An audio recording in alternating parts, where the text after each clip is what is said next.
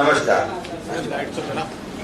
Electronic और print media के और डिजिटल मीडिया के तमाम साथियों का बहुत बहुत स्वागत, अभिनंदन।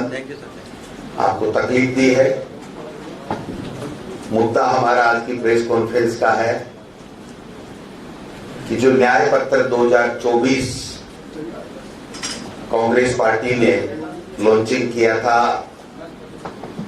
2 दिन पहले, जिसके बाबत जयपुर में विद्याधर नगर स्टेडियम में आदरणीय सोनिया गांधी जी, खड़गे साहब और प्रियंका जी ने हम सब ने एक आम सभा करके पूरी बात बताई है। लेकिन चूंकि पार्टी का जो न्याय पत्र है उसमें प्रमुख रूप से कौन कौन सी गारंटियों का जिक्र करके देश की जनता से 2024 लोकसभा चुनाव में मत मांगा जा रहा है, समर्थन मांगा जा रहा है, उसको लेकर के हम लोग चर्चा करेंगे। मैं समझता हूं कि हमारी जो प्रमुख न्याय पत्र की जो गारंटियां हैं उसमें सबसे पहली नौकरी पक्की, 1 लाख नौजवानों को, शिक्षित बेरोजगारों को ग्रेजुएशन करते ही अप्रेंटिसशिप का अधिकार दिया जाएगा। 1 लाख रुपए सालाना उनको दिया जाएगा। जिस स्तर की एजुकेशन वो लेंगे उसके बाद में जिस तरीके का काम होगा उसमें अप्रेंटिसशिप के रूप में उनको नौकरी दी जाएगी और 1 लाख रुपए सालाना उनको दिया जाएगा।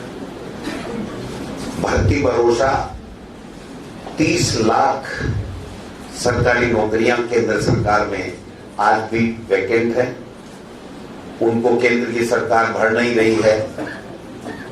हम लोग उन नौकरियों को कैलेंडर बना करके समयबद्ध आधार के ऊपर उनको नौकरियां देंगे। पेपर लीक से मुक्ति एक बहुत बड़े समस्या देश में पेपर लीक की है।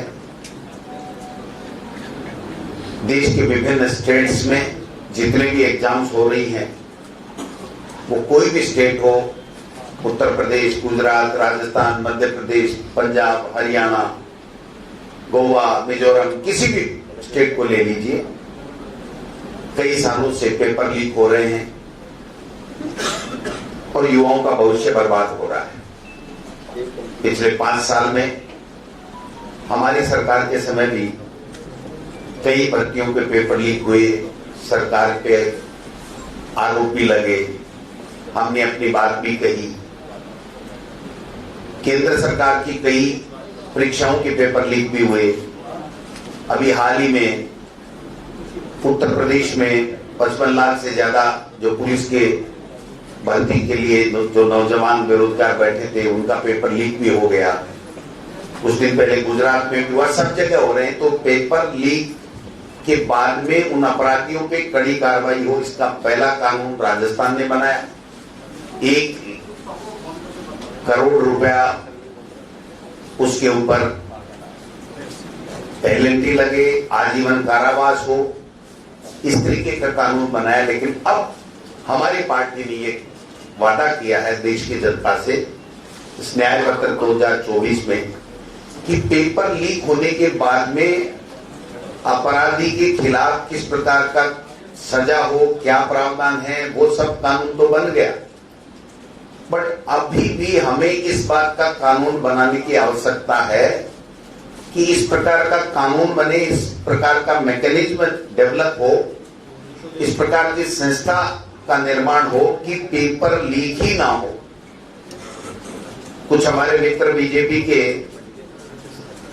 बिना समझे ही आरोप प्रत्यारोप मीडिया में, सोशल मीडिया में लगाते रहते हैं कि पेपर लीक हो गए थे राजस्थान में और अब ये खुद ही कह रहे हैं कि कानून बनाएंगे। समझने की बात है, नहीं समझे उसको फिर समझा रहा हूं आपके माध्यम से। दो बातें हैं, एक पेपर लीक होने के बाद में उसके खिलाफ, अपराधी के खिलाफ किस तरीके की सजा का प्रावधान होना चाहिए, वो बात है। और एक ये बात जो हम अब वादा कर रहे हैं वो ये है कि इस प्रकार का मैकेनिज्म और इस प्रकार का कानून बनाया जाए कि पेपर लीक ही ना हो।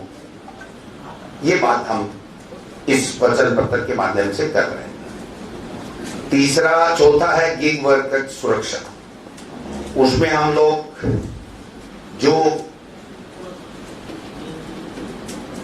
काम करते हैं, मजदूर करते हैं, कोई ड्राइवर है, कोई उबर में है, ओला में है, दूसरी जगह में, असंगठित रूप से जो लोग काम करते हैं, उनके लिए कानून बनाने की बात है कि उनको चाहे नौकरी से नहीं निकाल सके, उनको पूरी सोशल सिक्योरिटी मिले, उनकी नौकरी की सुरक्षा हो, उनका कोई मेहनत मजदूरी का पैसा नहीं खा सके, इस तरीके से लेकर के उन लोगों की सुरक्षा की नियम और संपूर्ण सामाजिक सुरक्षा उनको कैसे मिले, उनके परिवार को, उनको, उसके लिए हमने बात की है। युवा रोशनी, युवाओं के लिए 5,000 करोड़ का नया स्टार्टअप फंड की हमने बात की है। हर गरीब परिवार की महिला को हर साल 1 लाख रुपए महालक्ष्मी योजना, हमने उसकी बात की है। आदि आबादी पूरा हक, महिलाओं के लिए 50% आरक्षण केंद्र सरकार की नई नौकरियों में हो, ये बात भी हमने गारंटी के रूप में कही है।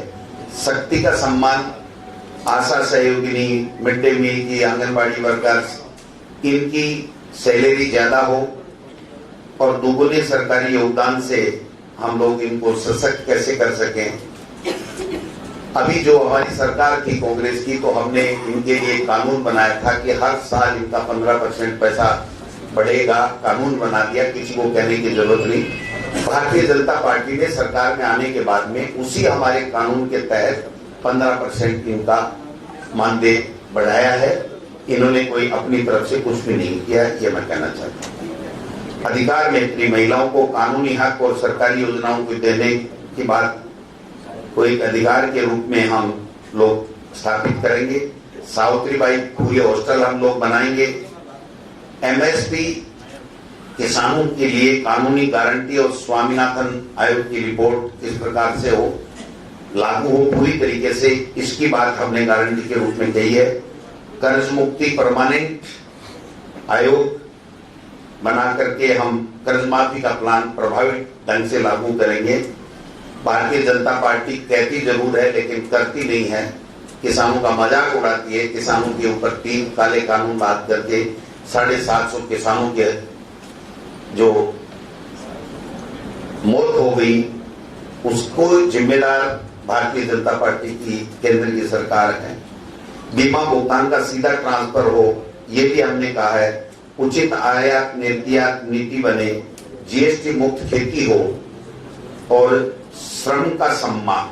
400 रुपए से कम मजदूरी नहीं होनी चाहिए, मनरेगा में भी और अन्य में भी 400 रुपए से नीचे किसी मजदूर की मजदूरी नहीं हो, ये भी हमने गारंटी दी है। सबको स्वास्थ्य का अधिकार, हमने 25 लाख, राजस्थान में पिछली सरकार में 25 लाख का इलाज फ्री किया और राइट टू हेल्थ कानून भी बनाया। तो हमने 25 लाख की फिर बात की है। अभी जो उनकी योजना है, उस योजना में 5 लाख या 10 लाख तक की वो लोग बात केंद्र की सरकार बात करती है। मैं समझता हूं कि शहरी रोजगार गारंटी योजना जो हमने, हमारी सरकार ने चलाई थी, 125 दिन साल में रोजगार शहरों में भी मनरेगा के तर्ज के ऊपर मिले, ये कानून बनाया था। अब ये यहाँ राजस्थान में रखेंगे नहीं रखेंगे ये जाने। हमने कहा पूरे देश में हमारी सरकार केंद्र पे आने पे इंडिया गठबंधन इसको पूरी तरीके से कानून बना करके और ऐसी योजना हम लेकर के आएंगे। सामाजिक सुरक्षा, असंगठित मजदूरों के लिए जीवन और दुर्घटना बीमा, इसके लिए भी हमने गारंटी दी है। सुरक्षित रोजगार के लिए कॉन्ट्रैक्ट सिस्टम मजदूरी बंद हो और स्थायी नौकरियां हो, जिससे उसके ऊपर खतरे के बादल नहीं मंडराएं और वो आराम से अपना जीवन, नौकरी मिलने के बाद में उसको किसी तरह की चिंता नहीं हो, वो परिवार चला सके।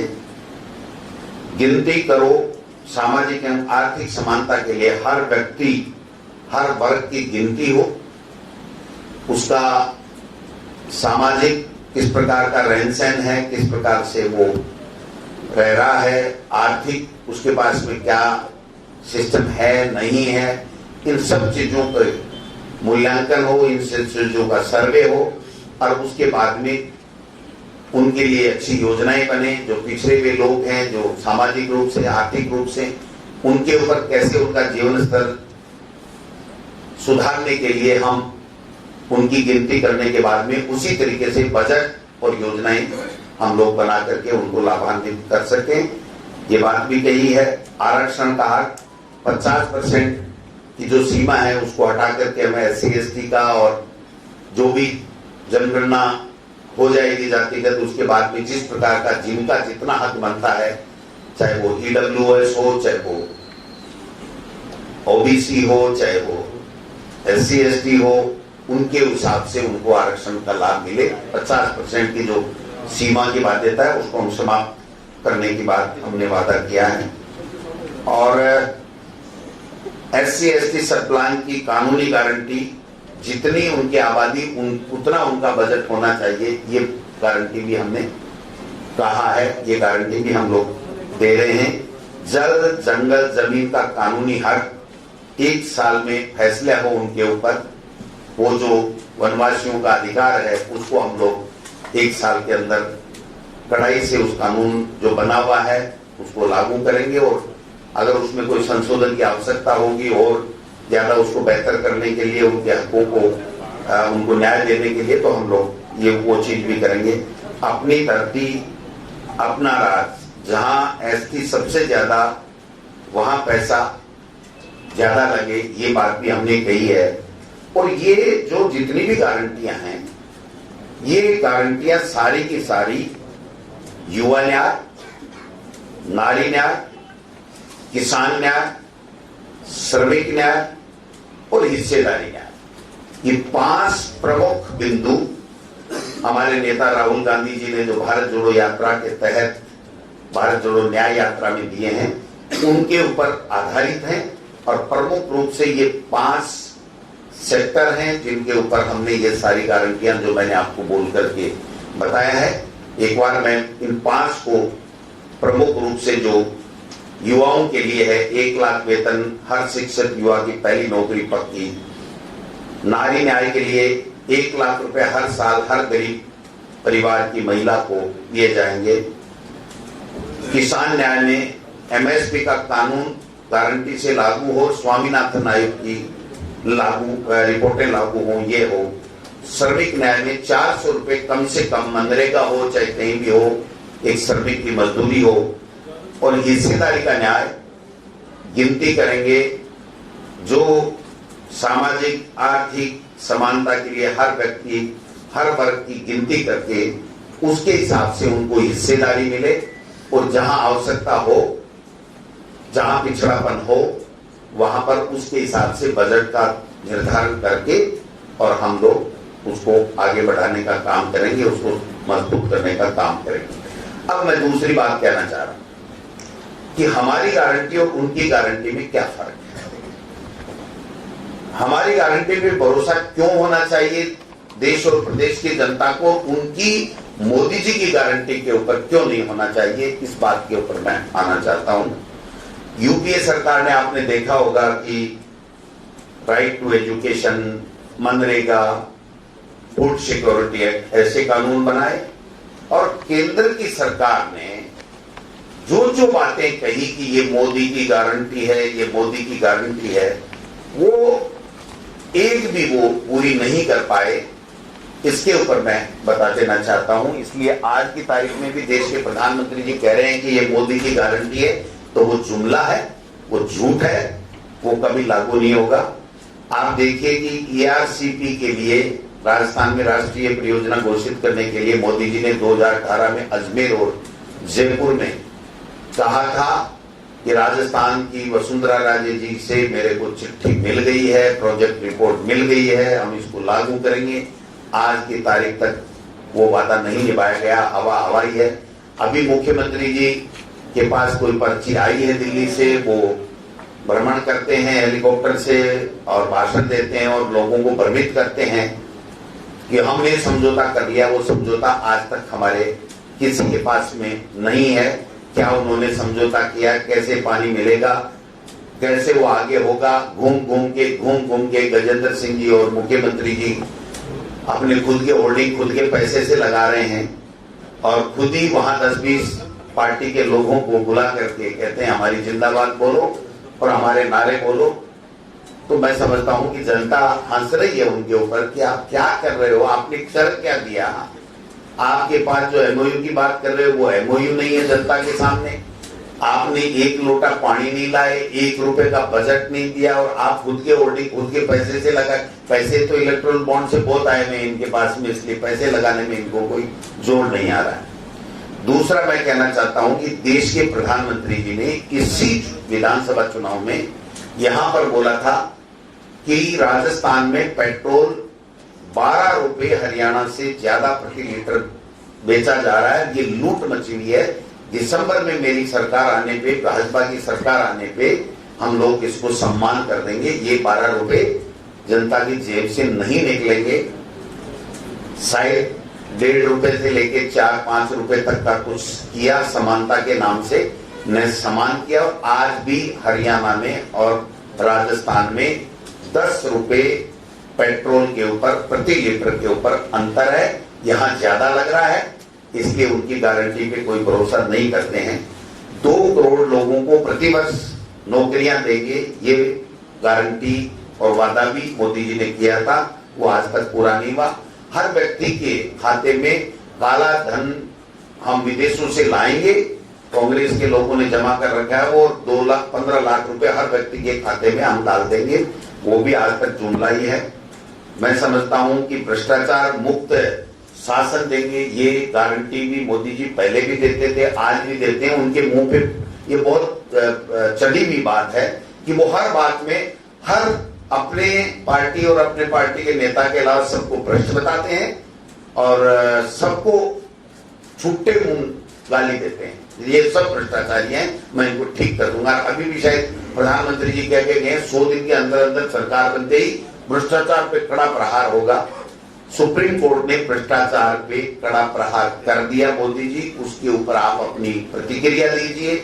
इलेक्ट्रोल बॉन्ड के माध्यम से जो देश में घोटाला हुआ, और वो घोटाला ये तो करते हैं केवल बातें, जिसका कोई सर पैर नहीं होता है उनकी बातों का। ये माननीय उच्चतम न्यायालय ने में अनकॉन्स्टिट्यूशनल स्कीम बताया और अनकॉन्स्टिट्यूशनल स्कीम से लिया हुआ पैसा इलीगल पैसा है और उसका एक वर्ड भी वो नहीं बोल रहे हैं। और अब दिन प्रतिदिन खुलासे हो रहे हैं कि कैसी कैसी कंपनियों से इन्होंने चंदा लिया। एक मैं सुन रहा था कहीं कि प्रॉफिट 1 रुपया और चंदा दिया 93 रुपया, प्रॉफिट 1 रुपया, चंदा दिया 6 रुपया, और टैक्स 1 रुपया नहीं दिया और चंदा दे दिया 600 करोड़ रुपया। इनकम टैक्स, ईडी और सीबीआई के छापे पड़े, 5 दिन 7 दिन 1 महीने बाद में पैसा दे दिया बीजेपी के इलेक्ट्रल बॉन्ड से। और उससे भी आगे देखिए कि जिसको 5,000 करोड़ का, 4,000 करोड़ का, 1,000 करोड़ का काम मिला, उसमें वैक्सीन बनाने की कंपनी भी शामिल है। जब देश बहुत बड़ी जो बीमारी से जूझ रहा था, जो आपदा से जूझ रहा था, उसमें भी उन्होंने चंदा लिया है। तो मैं समझता हूं कि ये भी भ्रष्टाचार के बाहर की जो उनकी गारंटी है वो बिल्कुल गलत है, झूठी बात है। वो केवल विपक्ष को डराने की बात है, इसके अलावा कुछ भी नहीं है। किसानों के लिए 3 काले कानून लाए, वापस लिए, माफी मांगी किसानों से, लिखित में समझौता किया कि एमएसपी लागू कर देंगे और उस लिखित के समझौते में स्वामीनाथन आयोग की रिपोर्ट अक्सर से लागू करने की बात की थी। आज 25-26 महीने बाद में भी किसान दोबारा आंदोलन कर रहे हैं, उनको दिल्ली में नहीं जाने दिया जा रहा है। वो गारंटी भी उनकी फेल होगी, जो लिखित में गारंटी दी हुई है वो भी सारी की सारी गारंटी उनकी फेल हो गई है। अब मैं कहना चाहता हूं कि हमारी बात पे विश्वास क्यों किया जाए। हमारे यहाँ तेलंगाना में निःशुल्क बस यात्रा की गारंटी दी, निःशुल्क चिकित्सा बीमा योजना 5 से 10 लाख की गारंटी दी, 500 रुपए में सिलेंडर चयनित परिवारों को देने की गारंटी दी, 200 यूनिट निःशुल्क बिजली की गारंटी दी। ये तेलंगाना सरकार ने, कांग्रेस की सरकार है, पूरी गारंटी लागू कर दी। आज की तारीख में अक्सर से लागू है। कर्नाटका में 5 गारंटियां दी, गृह ज्योति योजना 200 यूनिट निःशुल्क बिजली, गृह लक्ष्मी योजना हर परिवार की महिला को 2000 रुपए सहायता राशि, अन्न भाग्य योजना जिसके तहत 10 किलो चावल बीपीएल परिवारों को, उचिता परियाना गारंटी महिलाओं को निःशुल्क परिवहन की सुविधा, और युवा निधि गारंटी जिसमें युवाओं को डिग्री के पश्चात 6 माह में रोजगार नहीं मिलने पर 2 वर्ष के लिए 3000 रुपए प्रति माह। ये तेलंगाना और कर्नाटका सरकार ने गारंटियां कांग्रेस ने दी थी, वो हमने पूरी कर दी। हिमाचल ने ओपीएस की गारंटी दी थी, इंदिरा गांधी प्यारी बहना सम्मान निधि की कहा था 18 से 60 वर्ष की पात्र महिलाओं को 1500 रुपए प्रति माह सहायता राशि, वो कर दिया, ओपीएस कर दिया। राजीव गांधी स्टार्टअप योजना के लिए 800 करोड़ रुपए का प्रावधान का कहा था, वो कर दिया। अंग्रेजी माध्यम स्कूलों की वहां पर कहा था, वो हम कर रहे हैं। किसानों के लिए हिमाचल में गेहूं और मक्का की प्राकृतिक फार्मिंग पर एमएसपी की खरीद की जा रही है। गाय का दूध का मूल्य 32 से 45 और भैंस का दूध का मूल्य 32 से 55। ये हमने गारंटी दी थी, जो गारंटियां हमने पूरी कर दी। अब आखिरी में मैं आता हूं कि राजस्थान की सरकार ने, जो हमसे संबंधित है सीधा सीधा, और आप सबने देखा है और उसका लाभ भी लिया है, कि राजस्थान की सरकार ने 10 गारंटियां दी थी। वो 10 की 10 गारंटियां हमने लागू कर दी। आपने देखा होगा 500 रुपए में सिलेंडर 76 लाख परिवारों को हमने दिया। अब इन्होंने कुछ कम किया है, वो तो मजबूरी है, इनके चुनाव आ गए, वरना ये पहले भी कर सकते थे। 100 यूनिट निःशुल्क घरेलू बिजली, 200 यूनिट निःशुल्क कृषि बिजली, free ration food packet, MNREGA में 125 दिन का शहरों में रोजगार, मनरेगा में रोजगार 125 दिन का, और शहरों के लिए 125 दिन का रोजगार के लिए इंदिरा गांधी शहरी रोजगार गारंटी।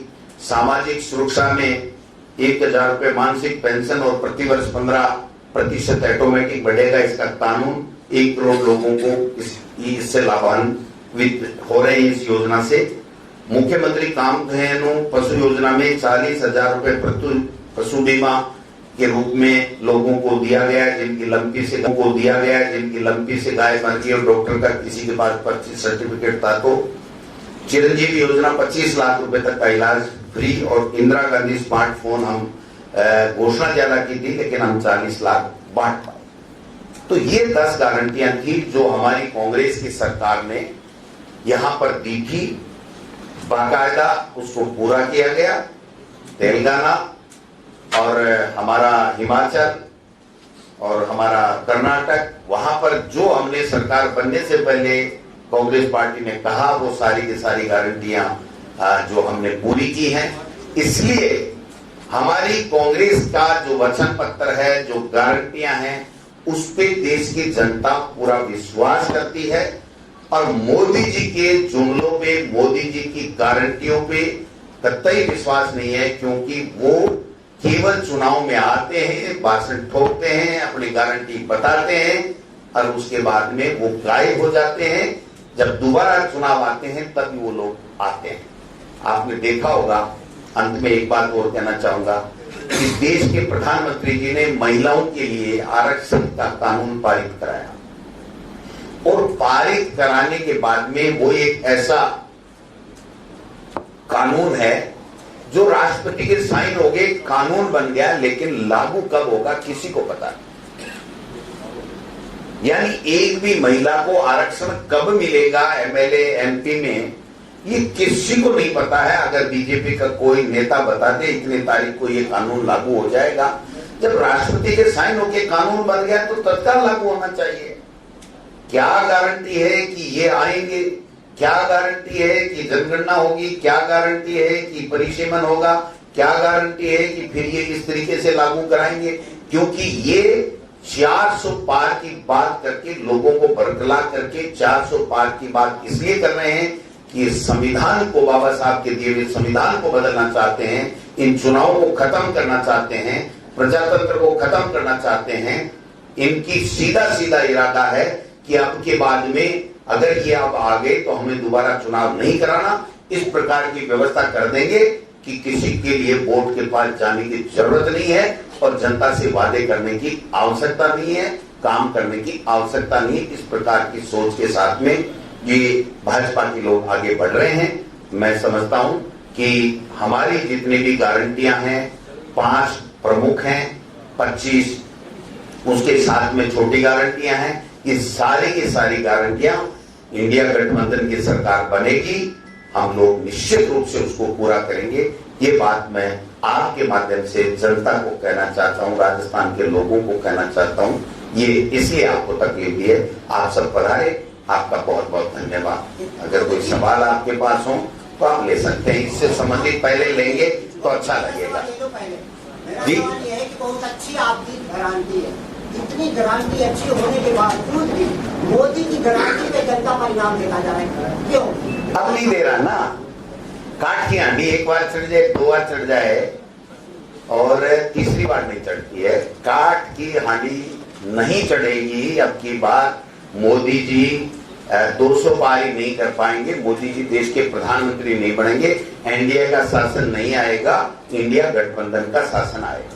प्रचार में कांग्रेस इतनी पिछड़ती हुई क्यों नजर आ रही है? प्रधानमंत्री 3 सभाएं कर गए, आपके यहाँ भी एक ही सभा हुई है राष्ट्रीय स्तर के नेताओं। क्यों एक क्यों हुई है भाई? एक क्यों? ऐसा क्यों कह रहे हो? खड़गे साहब चित्तौड़ में गए, यहाँ पर सोनिया जी, खड़गे साहब और प्रियंका जी आए। 11 तारीख को राहुल गांधी जी अनूपगढ़ में और फलोदी में आ रहे हैं। 14 या 15 तारीख को टेंटेटिव है, प्रियंका जी का कार्यक्रम बन रहा है, जल्दी खड़गे साहब का बन रहा है। तो मोदी जी तो इसलिए आते हैं कि देश के प्रधानमंत्री हैं और वो प्रधानमंत्री से ज्यादा प्रचार मंत्री हैं।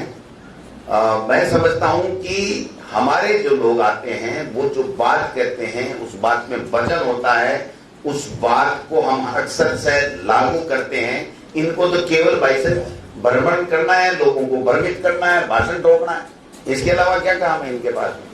बांसवाड़ा की स्थिति अब तक क्लियर नहीं हुई। अरविंद डामोर संपर्क में नहीं है, नाम वापस उठाने से उन्होंने सोशल मीडिया पर इनकार कर दिया है। ऑन फ्यूचर क्या देखिए, ये पार्टी आलाकमान ने निर्णय लिया है कि हम लोकतंत्र, संविधान बचाने के लिए, लोकतंत्र को बचाने के लिए, देश में तानाशाही सरकार को हटाने के लिए हमने इंडिया अलायंस बनाया और हमने भारतीय जनता पार्टी को हराने का संकल्प लिया। इसलिए हमारी पार्टी आलाकमान को यह लगा कि वहां पर भारतीय जनता पार्टी हारेगी तो एक उम्मीदवार होने से ही हारेगी। इसलिए हमने वहां पर विधानसभा में बांसवाड़ा, बागीदोरा में और लोकसभा बांसवाड़ा में, बांसवाड़ा डूंगरपुर का एक लोकसभा है, उसमें हमारे उम्मीदवार को नई उम्मीदवार मान करके हमने उनको बाप को समर्थन दिया, बाप पार्टी को समर्थन दिया। अब फार्म उठेगा नहीं उठेगा ये काल्पनिक सवाल है, अभी 3 बजे नहीं, इसलिए इस पर मैं कोई जवाब नहीं देना चाहता। सर 15 मिनट है सर, शेखावत कोई बात नहीं, 15 मिनट में तो पता नहीं क्या क्या हो जाता है भाई साहब। सर शेखावत साहब ने बोला है कि ईआरसीपी को, कौन से शेखावत साहब? एक ही है सर, गजेंद्र शेखावत साहब हैं? गजेंद्र सिंह जी ने जोधपुर, अच्छा, उन्होंने ये कहा है कि ईआरसीपी को गहलोत साहब ने पॉलिटिकल वेपन की तरह यूज किया, ब्यूरोक्रेसी सपोर्ट में थी, बट उसको पॉलिटिकल वेपन की तरह यूज किया गया, इसलिए काम पूरा नहीं होने दिया गया। सत्य बात बताओ, बताइए। मेरी थोड़ी आदत ज्यादा है सत्य कहने। सर धीरेन्द्र शास्त्री भी जोधपुर में, उस पर बोल दीजिए। वो कोई बात नहीं, वो तो कहीं भी आए, बाबा है, कहीं भी आए, कहीं भी जाए।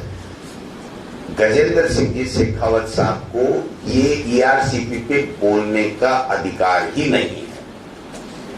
इसलिए नहीं है कि राजनीति उन्होंने की है कि वसुंधरा जी की, उनकी अदावट के कारण से वसुंधरा जी की बनाई हुई जो डीपीआर थी उसको स्वीकार मोदी जी को और गजेंद्र सिंह जी को करना नहीं था। हमारा रोल कहां था बताइए ना, हमारा रोल कहां है? वसुंधरा जी ने बनाया, मोदी जी ने अजमेर और जयपुर में 2018 में वादा किया कि वसुंधरा जी की रिपोर्ट हमको मिल गई है डीपीआर और हम इसको राष्ट्रीय परियोजना घोषित करके और इसको आगे बढ़ा देंगे। आज तक बढ़ाया नहीं। अब गजेंद्र सिंह जी कह रहे हैं हमने एमओयू कर दिया, उस एमओयू की कॉपी नहीं है जनता के पास में, मीडिया के पास में कॉपी नहीं है। भाई साहब, बीजेपी की आदत बन गई है कि झूठ बोलो, बार बार बोलो, जोर से बोलो और इतनी जोर से इतनी ज्यादा बार बोलो कि जनता को वो सच लगने लगे और वो वोटों की फसल काट लें। लेकिन अब ऐसा होने वाला नहीं। जी, आपने कहा कि आपको सीधी और सच्ची बात कहने की आदत है। जी जी, अच्छी आदत है जी। आपने इस सरकार को पर्ची के सरकार भी कहा था। हाँ कहा, अभी भी कह रहा हूँ। जी, आप एक सामान्य सांसद हैं, आपने मंत्री वाला बंगला जो लिया 8 अस्पताल मार्ग वाली सरकार से। मैं तो विधायक हूँ। विधायक को तो विधायक टैक्स में जाना होता है, मंत्री विधायक आवास ही है वो विधायक आवास है। तो मंत्री वाले बंगले नहीं, वो विधायक आवास है। आप थोड़ा अपनी नॉलेज को अपडेट कर लेना टैक्स बने हुए हैं, वो विधायकों भाई साहब। वो तो आप थोड़ी तय करोगे, ये तो विधानसभा तय कर दी है ना कि विधायक आवास जो विधानसभा के पूल में है उसमें विधायकों को वो आवंटित करती है। तो इसमें किसी को कोई तकलीफ क्या हो सकती है? फायदा लेने के लिए गली निकाली किसने निकाली? किसने लिया फायदा? विधानसभा पुल की किसने लिया? पर्ची वाली सरकार ने लिया ना फायदा। काय की पर्ची वाली सरकार? कौन देता है ऐसे? आपको तो नहीं दिया, फिर और किसी को तो नहीं दिया। मेरा राइट होगा तब दिया होगा, क्या दिक्कत आ गई इसमें? और कोई सवाल? भविष्य क्या रहेगा कांग्रेस का? वहाँ पर क्या कांग्रेस कमजोर नहीं? वहां कांग्रेस बहुत मजबूत हो जाएगी क्योंकि वहां बीजेपी खत्म हो जाएगी। और बीजेपी खत्म होने के बाद में मैं समझता हूं कि वहां पर लोगों के काम होंगे। हमारी जो इंडिया अलायंस की सरकार बनेगी वो जज करके उनके वेलफेयर के लिए, उनके विकास के लिए काम करेगी और हम लोग मजबूती के साथ में वहां पर लोगों की सेवा करेंगे।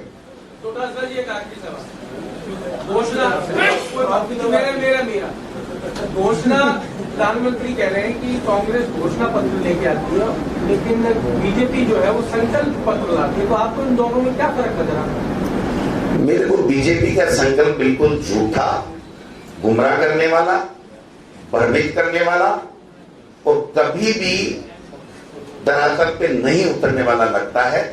और हमारा जो घोषणा पत्र, जो न्याय पत्र है, वो गारंटी के रूप में हम लोग पेश करते हैं और जो गारंटी हम न्याय पत्र में दे रहे हैं इंडिया अलायंस सरकार बनने में हम एक एक को अक्सर से पूरी करेंगे।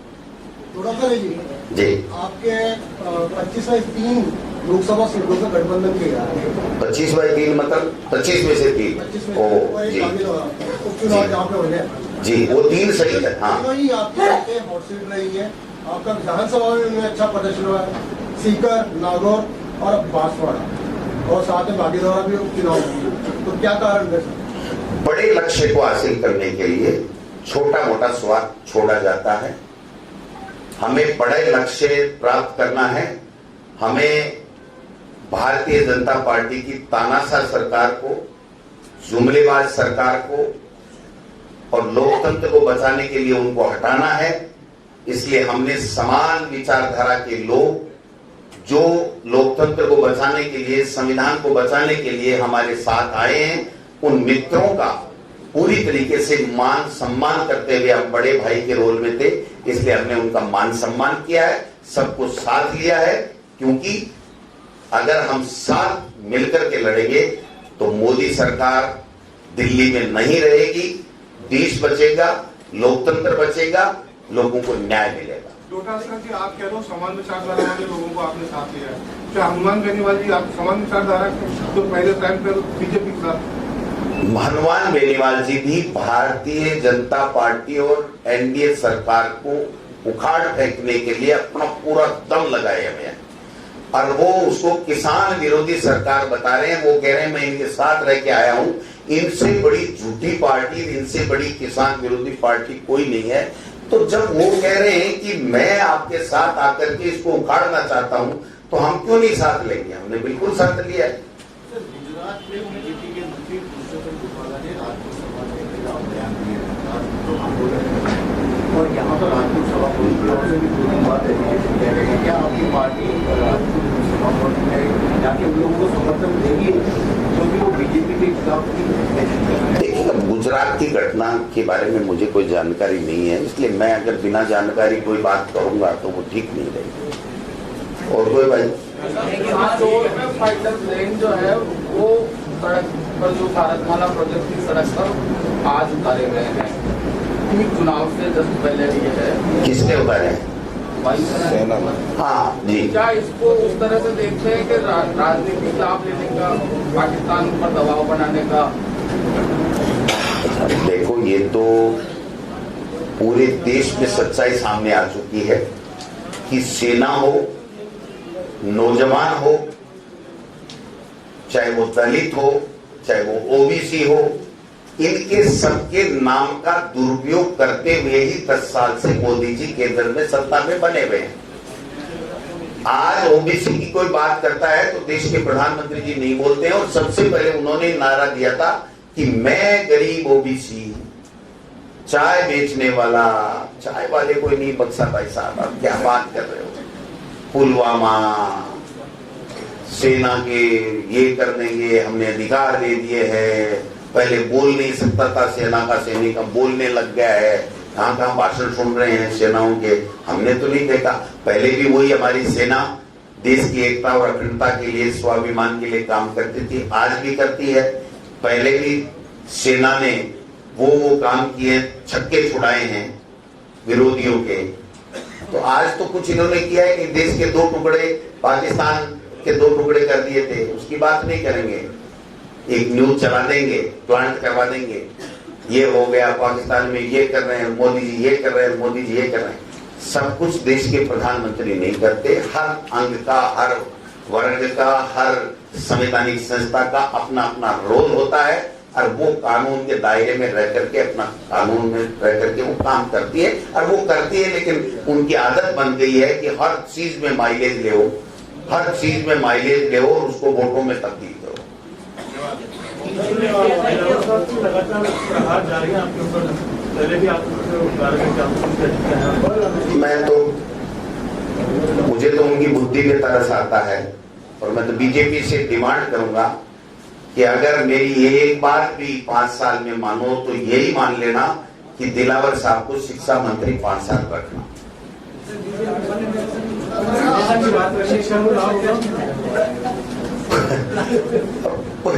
पूरे प्रदेश का नुकसान होगा, हमको लाभ होगा कि हम आराम से सत्ता में आ जाए। कांग्रेस का कोई नेता कुछ भी नहीं भाई साहब, जुमलेबाजी की सरकार है दिल्ली वाली, उसको हटाना है, सीधा सीधा काम है। हाँ भाई, कांग्रेस का कोई नेता बीजेपी में शामिल होता है तो तब आपको ज्यादा दुख होता है, और बीजेपी का कोई नेता आपके पास आता है तो आपको ज्यादा खुशी होती है? भाई देखो, मुझे तो देश के लोग खुशी खुशी रहें, भाईचारा कायम रहे, देश प्रगति करे, राष्ट्र दिन प्रतिदिन मजबूत बने, हम सब लोग ऐसे ही मिलते रहें, हंसी खुशी के माहौल में रहें, और सब ठाट से रहे, इसमें ज्यादा मजा आता है। थैंक यू भाई, नमस्कार, धन्यवाद।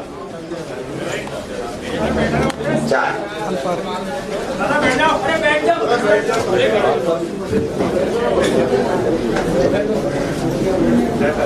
ये अपना अपना सामान कब्जे में करो भाई।